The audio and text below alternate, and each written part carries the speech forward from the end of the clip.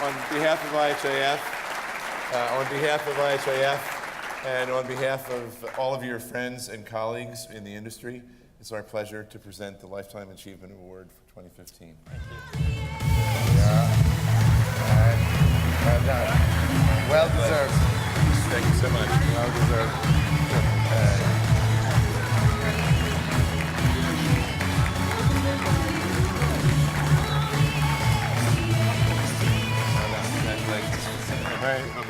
You just join me. These are a little tight. Let me just do that. Why don't you? Okay. I had not seen that video. No. So it was a clip together. I felt a little old. You can't get a Lifetime Achievement Award because it means I should be picking my cemetery plot. No. We have other ideas about that, actually. In fact, you received a Lifetime Achievement Award 10 years ago, first. Sure. Did you really worry that they thought that was the end of you? Somebody said, you think like an 18-year-old, it's just the container that ages. So when I look at that video, I realize the container is aging slightly, but the same passion is there. I mean, what we mean by Lifetime Achievement Award is absolutely not that. In fact, what we mean is that, oh man, he's made enough money, so I think he can share some of his stuff with us free of charge. So I think we would love to hear a little bit of the simple question, how the hell did you do it? No, there's some maths that we can't do and you can do. There's no question about it. Otherwise, you wouldn't be who you are. But, all of a sudden, an ailing REIT goes and gobbles up $1.6 billion, $1.7 billion Western all of a sudden. How does that jump happen? I mean, it's just is it just adding zeros or what? Yeah, you don't think about the zeros. You just, I think when we were buying Sheridan, ITT, it was a $14 billion company. We were 7. It was 1998, so I was 38 years old. I was going up the elevator in the St. Regis, and I said to myself, what am I doing? I don't know how to run this. Of course not. What happens if I win the battle? I was battling Hilton and for control of Sheridan. They were paying cash, and we were using our stock. I think it's about life. I had a professor that said to me, be careful where you set your goals, you may achieve them. And it's basically believing you can get things done. Always doing the right thing, always telling the truth. Sometimes that hurts, but at least you remember what you said, always. And I think for us, and then it's such an interesting business, the hotel industry. We Starwood Capital is active across all the asset classes today. We own office buildings and apartments, houses, a couple of public companies, even land lots, malls. Land lots for a single family. We own a lot of 20,000 lots. Is it down to 20 now? You sold 20 of them? We used to be 40,000. Yeah, we have a home builder on the New York Stock Exchange. So, but my passion, I love the hotel industry, and I love, because it's where people are involved, and there's creativity, and it's a team effort, and you try to surprise the guests, and at the end of the day, it's all about people. And I love people. I loved working in the hotel industry. I love working with the architects and designers. For me, this is the part of what I do that's not work. I'm sure if we let you loose, you'll just do that, right? I mean, you would love to design. Yeah, I would just hang out with my creative friends. But I think creativity is both in the design and the influence of the structure and what you do in the hotel, but also the programming, and then how you handle your people in the hotel.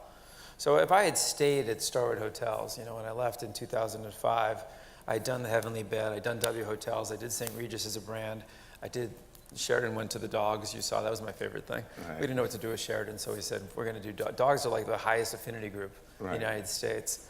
So I did a lot of what I wanted to do on the innovation side, and now the innovation would have come from operations. And that was going to be a lot of heavy lifting. So that's in my new hotel brands, Baccarat and One, which will both open this month. One in Miami, the One, and the other Baccarat, which we've pre-sold to the Chinese. I have to say at the highest price ever paid for a hotel per key in U.S. history. And it's probably worth more than every penny. I kind of hate to see it go, but I do have investors. But you have to come see this hotel. It's on 53rd. Is the Brooklyn one you're talking about? No, the Baccarat across the street from MoMA, the Museum of Modern Art.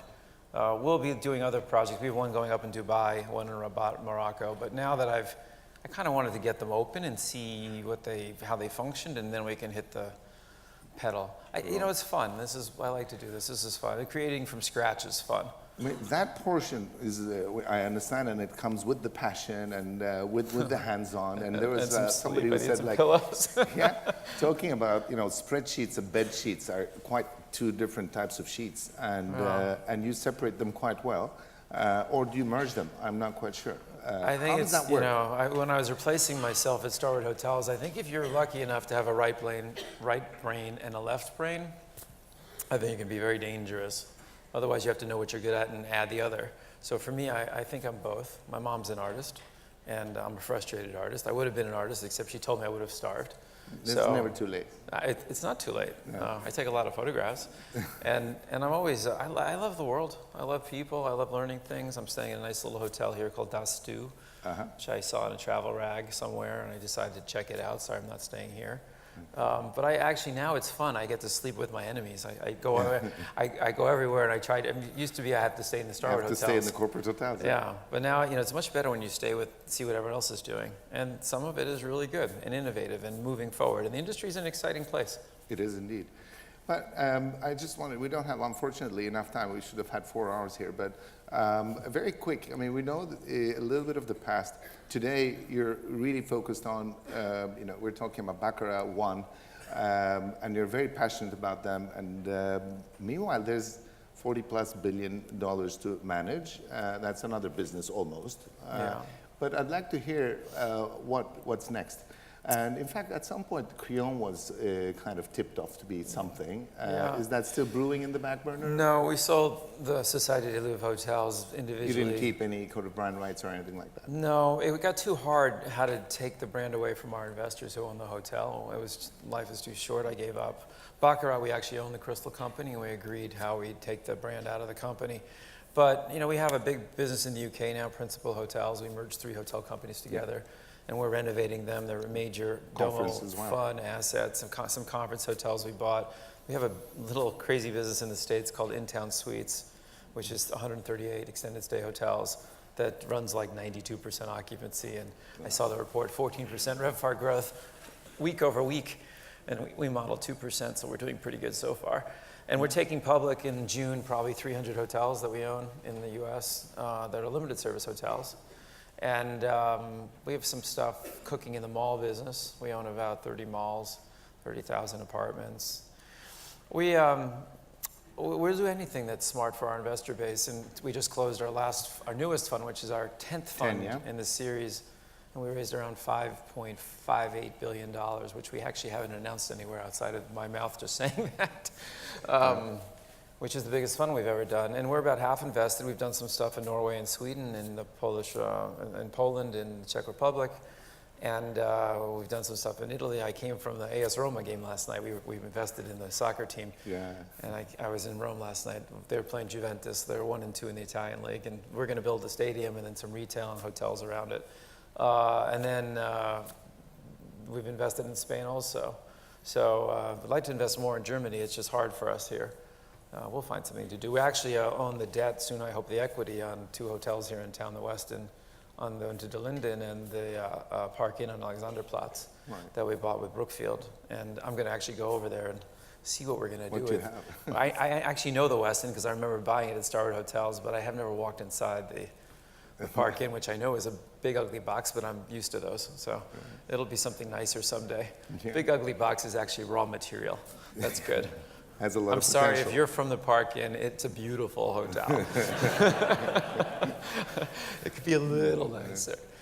But I love the fact that you're having fun. I mean, that's very, very important. Yeah. We have 1,000 people. It's like directly working with us today. So, and we have this new little hotel management company, and we're trying to figure it out. Absolutely. And tell me, how does it feel to borrow at 0%? Because a lot of us, a lot of us have a difficulty doing that here. No, we don't borrow at 0, but You did. I did? No, Yeah. I didn't really. We borrow cheaply, but not that cheaply. I mean, we're not a bank. And we borrow, I mean, in Poland, we can borrow 190 over LIBOR. In the stuff we've done in Ireland, even probably the same, 2%. In the States, around 2.5%. So it's cheap. I mean, it's interesting. Real estate in general, and I think it is a golden era for real estate investing because of what the central banks are doing around the world. There's no yield anywhere. So property, hotels, everything is is real yield today. And whether we're stuck for 10 years in a low interest rate environment because central banks are so indebted that they actually can't raise rates. Even in the US, I saw today, Goldman Sachs report that had the 10-year at 3.5 or almost 4% at 16. Everyone doesn't realize the US will go broke. Yep. We have 17 trillion of debt. We can't pay 4%. So we're going to keep rates nice and low for a while so everybody can figure out how to make this work, and maybe look at structural reforms. In Italy, they're trying. But I really think that we are getting calls from our clients now from Asia and the Middle East that are looking at hotels and they want to buy core hotels. And it's a difficult thing, a core hotel. It's an oxymoron, okay? But they'll pay, and who's to say they're wrong? At a 3 or 4% yield when 60% of the world's treasuries yield less than 1, right? And they're printing more of them, sort of eventually just And the cost is 2. they're worthless. Yeah. The paper's worthless. Buy a real asset. So I think you see a lot of money coming out of the mortgage side of sovereign wealth funds, chasing yield, and first in debt of real estate, and now in the equity. And I think it's insatiable while rates are low, and the flow of funds around the world is quite dramatic, never been bigger. 60% of the capital in our new fund is offshore, meaning not from the United States, mostly from Asia and the Middle East, with a reasonable smattering of Americans, and still a lot of high net worth individuals. And the fluctuation in oil, did that have a direct effect? Did you feel the pinch at all at Well, that some point? of our limited service hotels in Texas felt it. But I meant in the flow of funds. we're not sure. I mean, you're hearing rumblings that some of the Middle Eastern sovereigns are cutting back. On the other hand, it's boom times for India. It's fantastic for U.S. summer travel. I think you'll see big numbers in the U.S. this summer from travel, from gasoline prices being down where they are. In general, I'm really concerned about the currencies, the movement of the currencies, and how that's going to impact tourism. New York City, obviously, strong expensive dollar. now? Well, the Canadian currency, which is probably the most important country to New York, is up or down 24% against the U.S. dollar. That's definitely going to impact tourism, both in Florida and in New York. And New York added to that by adding a lot of supply. So short-term, New York will have some slowdowns. It's already doing it. Last year, it didn't perform that well. But there are other markets like Orlando and that are really going to benefit from this gasoline being down. And you're seeing, like, we have a big investment in Miami, and you're seeing the change, the South Americans leaving the market and the Americans coming full force. It's amazing that the South Americans bought all the apartments up cheap. Yeah. Now the Americans are buying them from them at 4 times what they paid for them. You foresaw that, though. Well, I bought them, sold them to the Brazilians, and I we bought them for 150 a foot. We sold them for 400 a foot. Thought we were brilliant, and now they're selling for 1,000 a foot. Never look back. Never look back. I tend to Good look luck back. Good luck to them. You learn from your mistakes. 2 more questions. Unfortunately, I'm looking at the clock, but one of them is that you're very savvy with brands, and you've been a very brand person, brand creation, brand acquisition, etc. Tell me what you think about the future of these more institutional brands, given a very interesting transformation on how the world behaves in terms of the hotel industry, how the consumer behaves actually. And do you think those systematic brands have a similar future to their past, or are they endangered species in certain ways? I am impressed with some of the innovations of some of the large hotel companies today. So I'm kind of cheering from the sidelines some of the work that the majors are doing to stay relevant to the new consumer, the millennial generation, which is going to dominate. I happen to have 3 millennials very close to me, my 3 children. Yeah. So I'm watching what they do and how they interact with the world. And it's going to be relevant or die. You'll either and the heritage old brands. I'll take my alma mater, Sheraton, and they're going to have to keep investing. I was in a hotel in Rome last night, and the outlet is behind the table, and I was pulling it out of the way, and then pulling all the cords out, trying to figure out which light went to which cord so I could plug in my iPad. I mean, there are things that there are different things that people will choose. When I did the Heavenly Bed in Weston, nobody thought the bed mattered. It wasn't on the top 10 things that customers surveyed cared about when selecting a hotel. And 8 years later, it was the 4th most important reason for selecting a hotel. I think that's like iPad or the Apple or iPhone innovation. Things they don't know they don't need. Or they need, but they don't know they need them. Right. And then they become so important, like you couldn't function without your iPhone today. The hotel industry has to keep looking for those things. Like, what are the things that are going to move people? The good news is, like the whole world is becoming micro-marketing. You have to appeal authentically, as my Tesla friend said before, to one group and own that group. It's very hard to build K cars today. So I think you have to really do everything to own that demographic or that. And I can name 30 brands that haven't been started that I could start that would own a specific slice of the market, and they'd be full with that guest. Right. Today, you can micro-market so much differently than you ever could before because of the internet, because you can get to people. You know, you got TripAdvisor, you've got all the OTAs. It's a totally different world. You own a stake in one of them, one of the distribution channels, don't you? Which one? Room Night. We own a lot of things. I don't know. That's your little hobby, I think. We even took over an internet. We're using a technology in the hotels in the Baccarat one that's never been seen before, and I'm not sure you'll ever see it because the company's going bankrupt while we're funding it. But if it ever shows the light of day, we chose to do the hardest thing possible and reinvent technology in the hotel room by ourselves. It was not my choice. The guy who was doing the hotel, who was helping me, got a little overzealous. But we did fund it. We'll see. Because I think there's somebody mentioned earlier, I mean, it is a question of who owns the guest. Do I own the guest as a Baccarat? That's a very good idea. Or do I? We want to own the guest, right? We don't want Expedia to own the guest. We don't want TripAdvisor or any of these travel agencies. It's our guest. You can have them if you like, but you got to pay us for them. So we're just like the physical version of Facebook, right? These people are staying with us. They're our guests. They're my clicks. If you want them, you got to talk to me.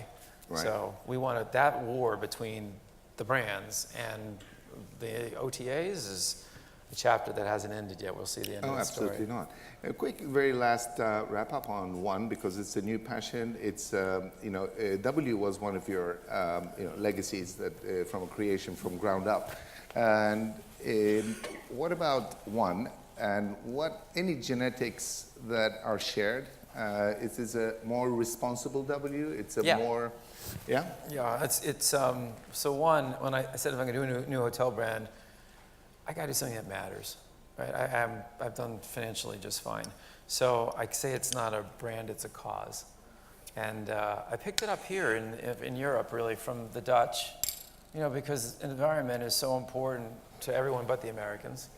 And we'll get there. It's very important to the millennials. It's not as important to my parents, even though they pay lip service to it. So I thought that, again, this would matter to a certain group of people. We built a Leeds Platinum residential tower in the bottom of New York, down by the Ritz-Carlton. And we sold it at higher prices, and we sold it faster than the non-Leeds. What demographic actually paid the premium for? People who want their kids to grow up in a healthy environment, right? And they'll pay a little extra for it. So there's no paper in our hotels. There's lots of things that I don't want to talk about because I got a lot of competitors in the room. But we'll be pleased. We're opening in Miami. Well, it was the 2nd. It was the 15th. This morning it might be the 20th. We're battling the fire department. But it'll open this month. And then New York Baccarat opens also in about a week. And then we'll open in New York City, the one Central Park. We'll open on 58th and 6th, the end of April. And then in Brooklyn on the water, New York City. And Marrakesh? At the end of there's a Marrakesh. Maybe. The market's not very strong. But Rabat for Baccarat? Is Baccarat, yeah. Wow. With the King's sister. Unfortunately, I'm being prompted out, and they're putting red signs to me. Get him off the stage. That's not what it says. Exactly. It was a great pleasure having you here. Nice to be and here. It's a very well-deserved achievement award. It's not lifetime or anything. It's just it's just a word. Okay. We expect a lot more of you. Thank you very much. And once again, have fun. Thank you very much.